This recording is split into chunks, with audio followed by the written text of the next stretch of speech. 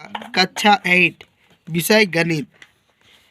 प्रश्न संख्या 1, सबसे छोटी पूर्ण संख्या। पूर्ण संख्या जो है इसको हम लोग होल नंबर बोलते हैं। तो सबसे छोटी पूर्ण संख्या होता है 0, 1, 2, 3, इस तरह से चलते जाता है। तो सबसे छोटी पूर्ण संख्या कितना हो जाएगा? 0। 5 का व्युत्क्रम। व्युत्क्रम का मतलब होता है इसका, जैसे 2 का व्युत्क्रम होगा 1/2, तो 5 का व्युत्क्रम हो जाएगा 1/5। ऑप्शन नंबर 4 सही है। 19 का वर्ग क्या होगा? 19 का वर्ग मतलब 19 का 2 बार लिखेंगे, 19 × 19।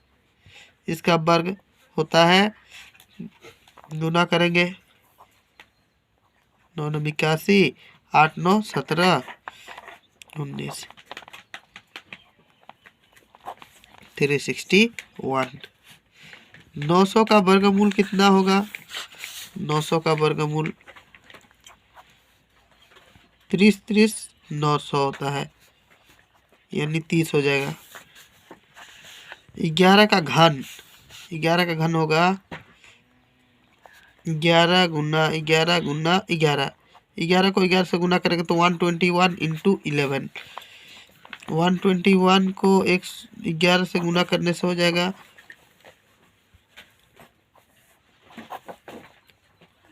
1331, यानी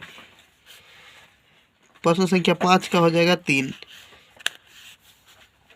प्रश्न संख्या 6 में है 8/27 का घनमूल। 8 का होता है 2 × 2 × 2। 27 का होगा 3 × 3 = 9, 9 × 27। इसको हम लोग अलग अलग लिख सकते हैं, 2 × 2 × 2 और 3 × 3 × 3। चूँकि घनमूल है इसलिए 2 ठो 3 का 1 ठो 2 होगा और 3 ठो 3 का 1 ठो 3, 2/3। 2/3 जो है ऑप्शन नंबर 1 जो कि सही है। 5 का पावर 3। 5 का पावर 3 को हम लोग लिख सकते हैं, मतलब 5 को 3 बार लिखेंगे, 5 × 5 × 5।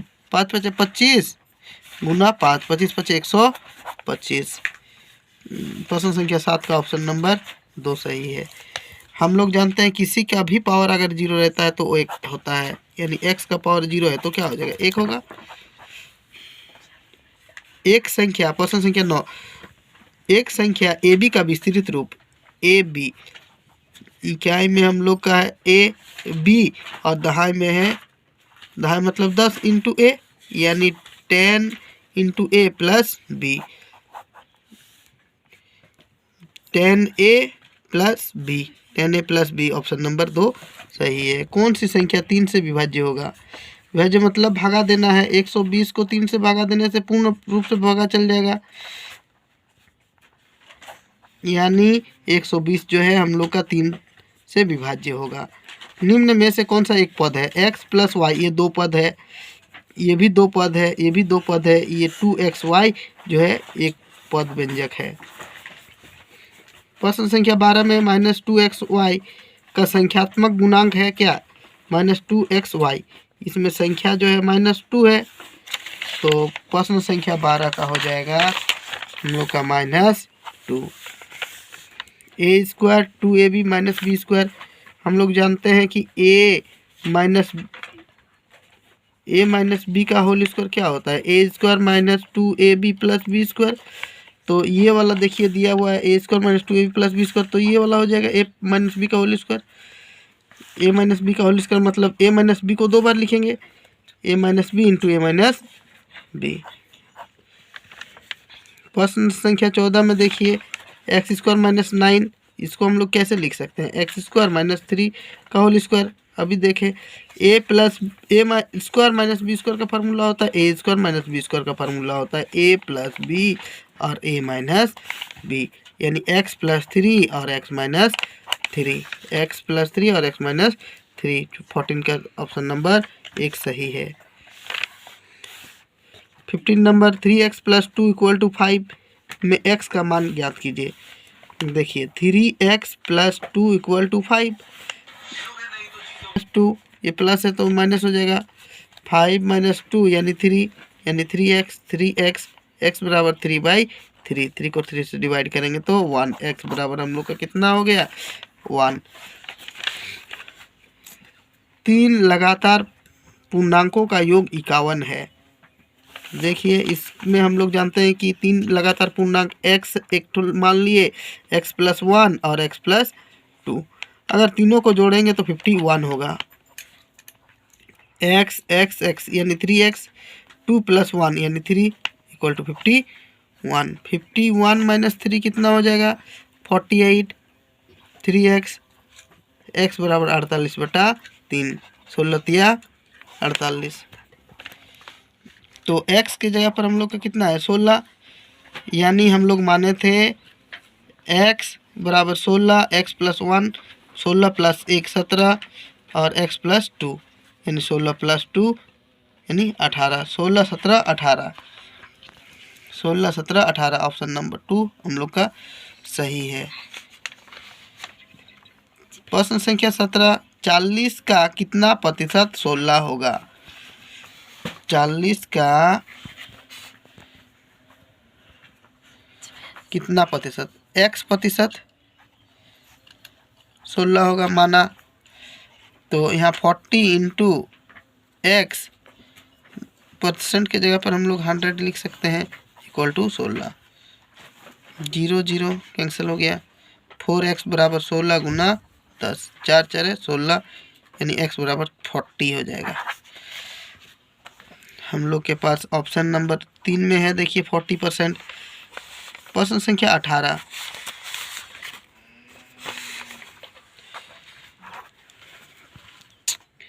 50 आमों की समूह में से 60% आम पका हुआ है, तो पके हुए आमों की संख्या कितना होगा। 50 आम में से 60%, 50 का 60%, परसेंट का मतलब 100, 0 0 0 0, 5 छके 30 ठो आम पका हुआ है, 30 ठो आम पका हुआ है। Option number 3। 19 नंबर में देखिए x के जगह पर 1 रखेंगे, y के जगह पर -2, x बराबर 1, y बराबर -2। प्रश्न है x² + y² का वैल्यू निकालने बोला है। x² के जगह पर हम लोग 1 का स्क्वायर और y² के जगह पर हम लोग क्या लिख सकते हैं -2 का होल स्क्वायर। 1 का स्क्वायर मतलब क्या होता है, 1 को 2 बार लिखेंगे 1 × 1, और 2 का स्क्वायर मतलब 2 × 2 -2, 2 2 जा 4, माइनस प्लस हो जाएगा 1 + 4, यानी ऑप्शन नंबर 19 का आंसर हो जाएगा 5। तो 19 का ऑप्शन नंबर हम लोग का 3 सही है। प्रश्न संख्या 20 में देखिए 7 का घन का इकाई अंक, 7 के घन का इकाई अंक 7 × 7 × 7, 7 7 49, 49 को 7 से इससे गुना करेंगे 7 9 63, 7 4 28, 29 31, यानी अगर इकाई अंक में हम लोग का कितना आ रहा है, इकाई अंक में हम लोग का 3 आ रहा है, इसको गुना करने से 7 9 63, हाथ में 6, 28 29 30 31 32 33 34, 3 4 3 आ रहा है। तो इकाई अंक में हम लोग का कितना है 3 है। तो प्रश्न संख्या देखिए 20 का ऑप्शन नंबर इकाई अंक पूछा है, इकाई अंक में कितना है 3 है, जो कि ऑप्शन नंबर 3 सही है। एक घड़ी का अंकित मूल्य, अंकित मूल्य मतलब उसमें जो दाम प्रिंट रहता है उसको बोलते हैं अंकित मूल्य, कितना है 2000 रुपया है अंकित मूल्य, 2000 रुपया। और बट्टा मतलब छूट दिया गया है, इसमें अंकित मूल्य में छूट दिया गया है, यानी छूट की राशि। 2000 रुपया का कितना अंकित मूल्य है 10%, तो 2000 × 10/100, 0 0 0 0 कैंसिल हो जाएगा, यानी 200 रुपया छोड़ा है, छूट दिया है कितना में 2000 में। तो कितना में बेचा है 2000 में, अगर 200 रुपया का छूट दिया है तो क्या हो जाएगा 1800 रुपया में बेचा है, जो कि ऑप्शन नंबर 4 में है। प्रश्न संख्या 22, 75 पैसा का 2 रुपया का अनुपात में लिखने बोला है। अनुपात 75 पैसा ₹2। हम लोग जानते हैं कि 1 रुपया बराबर कितना पैसा होता है। 1 रुपया बराबर 100 पैसा। तो यहाँ पर 75 पैसा को पैसा ही रहने दिए और 2 रुपया को कितना लिखेंगे, 2 इंटू 100 पैसा। पैसा पैसा कैंसिल हो जाएगा, 5 से कैंसिल हो जाएगा, 15 पचे 75, 5 से काटेंगे, 5 दूनी 10, 5 चौके 20, 5 तिया 15, यानी 3 ऊपर में हम लोग कितना रह गया 3 और नीचे 4 दूनी 8, 3:8, 3:8, जो कि प्रश्न संख्या 22 का ऑप्शन नंबर 1 में है। प्रश्न संख्या 23 में देखिए क्या है, दो परिमेय संख्याओं के बीच कितनी परिमेय संख्या हो सकता है। कोई भी दो परिमेय संख्या रहेगा, मान लीजिए 1 और 2, इसके बीच कितना परिमेय संख्या है, अनगिनत है, अनंत है, अनंत है। ऑप्शन नंबर 4 सही है।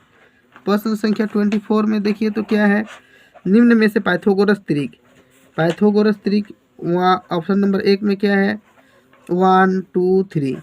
तो इसका अगर हम लोग सबसे लंबा भुजा देखेंगे तो 3 है। हम लोग जानते हैं पाइथागोरस त्रिक में क्या होता है, कोई भी दो भुजाओं का वर्ग अन्य दो भुजाओं के वर्गों के बराबर होता है। देखिए सबसे लंबा भुजा 3 है, इसका वर्ग ये दोनों भुजाओं के वर्ग के बराबर होना चाहिए। 1 + 2 2 4, 3 3 9, 5 = 9, जो कि बराबर नहीं है, पाइथागोरस त्रिक नहीं है। ये वाला देखिए ऑप्शन नंबर 2, 2 + 3 का वर्ग = 4 का वर्ग, 2 2 4, 3 3 9, 4 4 16, इसको जोड़ेंगे तो 13 आ रहा है, ये वाला 16, जो कि बराबर नहीं है, ये भी पाइथागोरस त्रिक नहीं है। 6 का वर्ग, 8 का वर्ग और 10 का वर्ग, 6 × 36, 8 × 8 64, और 10 का वर्ग होता है 100, इसको जोड़ेंगे तो 100, और ये भी 100 के बराबर है, जो कि हम लोग का ऑप्शन नंबर 3 सही है। यानी 6 8 10 जो है पाइथागोरस त्रिक है। प्रश्न संख्या हम लोग का 24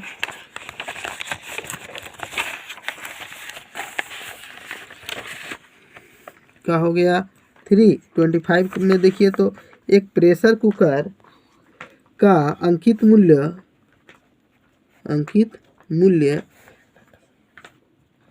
कितना है 450 रुपया और इतना में उपलब्ध होता है, मतलब इस दाम पर वह खरीदा है, यानी या विक्रय मूल्य हम लोग के पास कितना है 360 रुपया।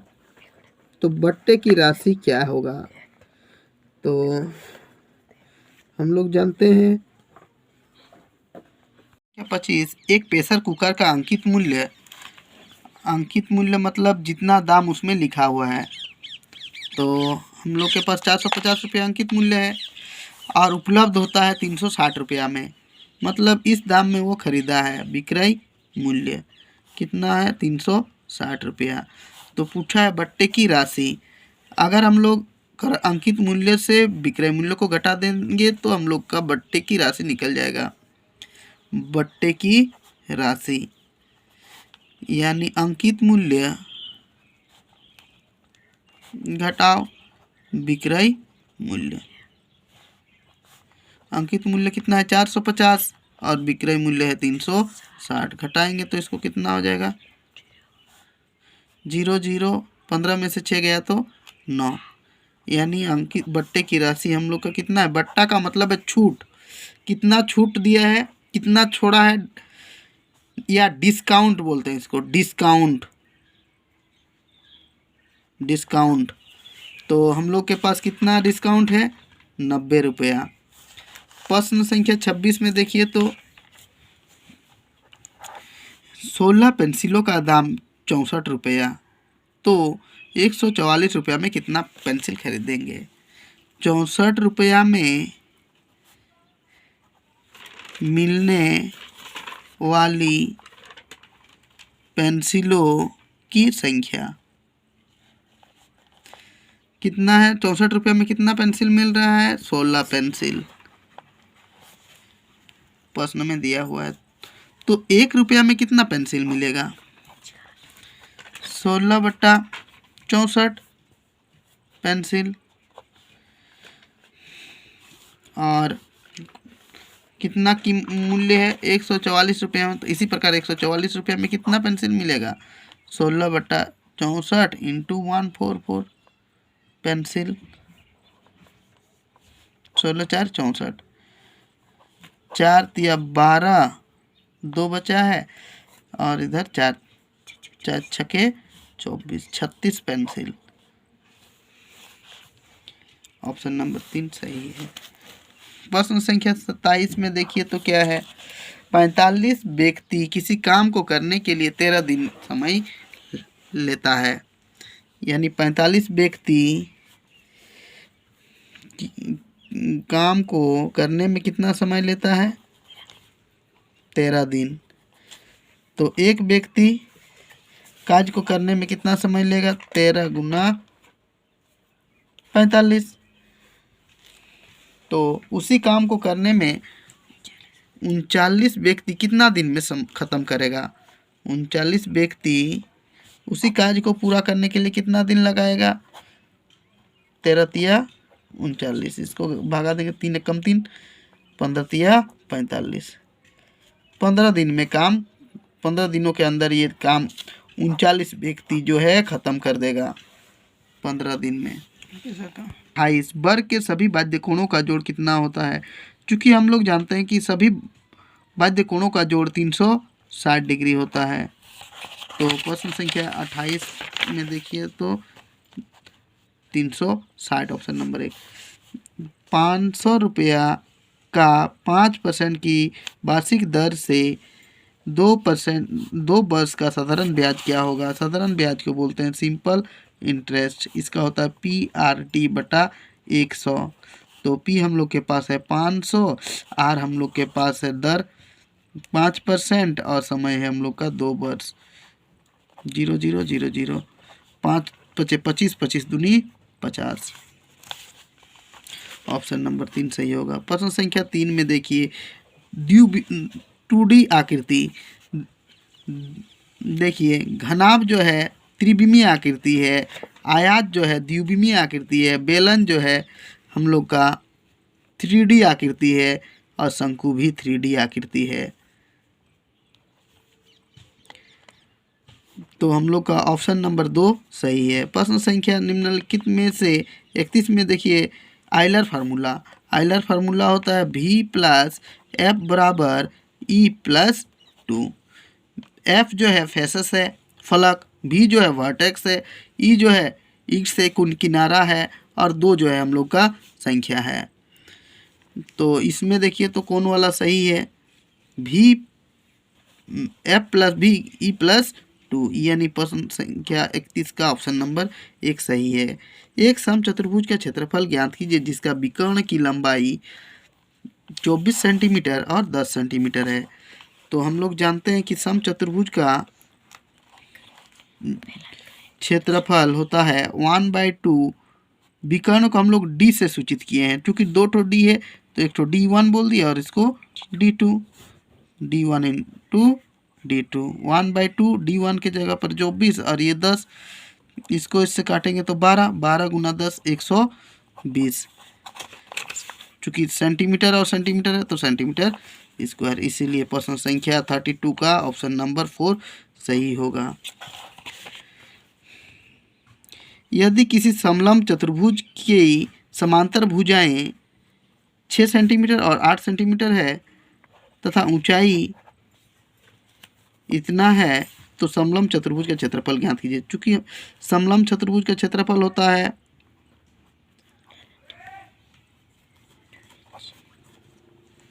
चतुर्भुज का क्षेत्रफल 1/2 A + B × H। A जो है समांतर भुजाओं का जोड़ है और H जो है ऊंचाई है।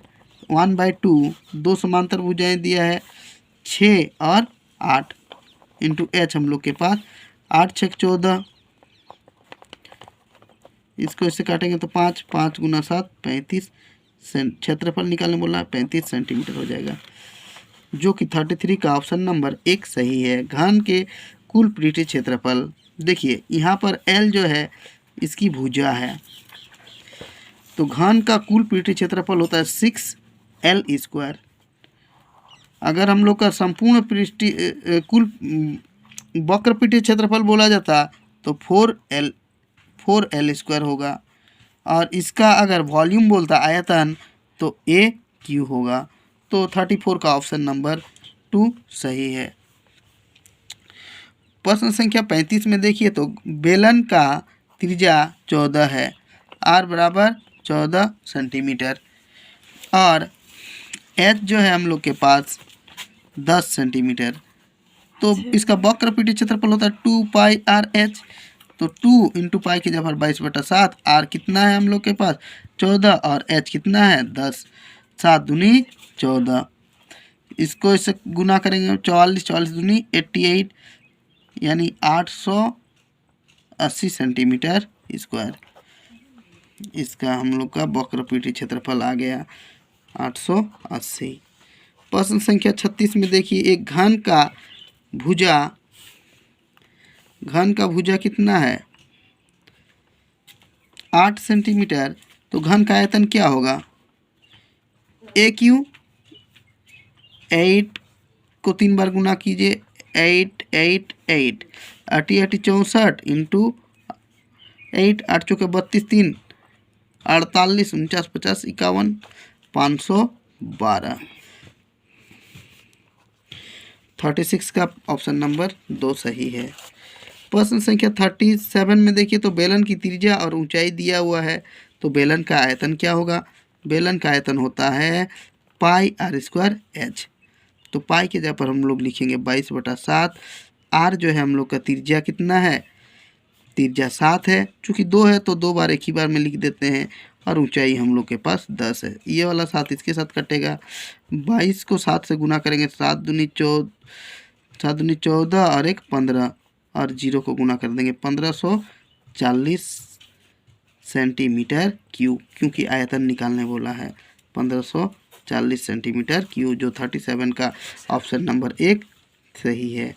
प्रश्न संख्या 38, घनाभ का आयतन ज्ञात कीजिए। घनाभ का होता है L, B और H।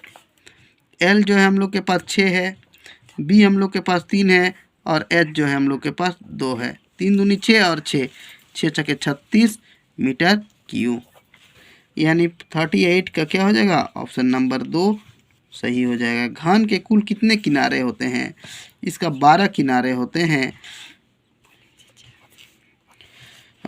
4 का मिलान चिन्ह, देखिए मिलान चिन्ह जो होता है 1 2 3 4, 4 का हो जाएगा। 5 का ऐसे पूछने से हम लोग बोलेंगे 1 2 3 4 और 1 5, तो 4 पूछा गया है, तो ऑप्शन नंबर 1 सही होगा। प्रश्न संख्या 41 में देखिए तो 30 और 40 का वर्ग चिन्ह बराबर होता है निम्न सीमा प्लस उच्च सीमा बटा 2। निम्न सीमा हम लोग का 30 है और उच्च सीमा 40 है। 30 और 40 70/2, यानी 35 हो जाएगा। 20 और 30 और 40 का वर्ग चिन्ह हम लोग का कितना है, आंसर हो जाएगा 35, यानी ऑप्शन नंबर 35। ये पर्सन ऑप्शन नंबर 4 का 35 हो जाएगा। सेम क्या बोला गया, वर्ग अंतराल 20 और 30 का माप बराबर हो जाएगा, यानी अधिक मान से कम मान को घटा देंगे। अधिक मान हम लोग का 30 है और कम मान 20 है, 20 को 30 से घटा देंगे तो 10 हो जाएगा, जो कि ऑप्शन नंबर 1 सही है। 43 में देखिए तो सबसे बड़े तथा सबसे छोटे प्रेक्षणों का अंतर क्या होता है, परिसार बोलेंगे। परिसार बराबर होता है अधिक अंक बटा, यानी बड़े अंक घटाओ छोटे अंक, बड़े अंक घटाओ छोटे अंक, या प्रेक्षण। तो ये हो जाएगा इसका 43 का परिसार हो जाएगा, जो कि ऑप्शन नंबर में है 4 में। वृत्त आलेख का दूसरा नाम क्या है, पाई चार्ट। दो सिक्के को एक साथ उछालने पर क्या परिणाम हो सकता है। देखिए एक सिक्का में क्या हो सकता है, हेड और टेल।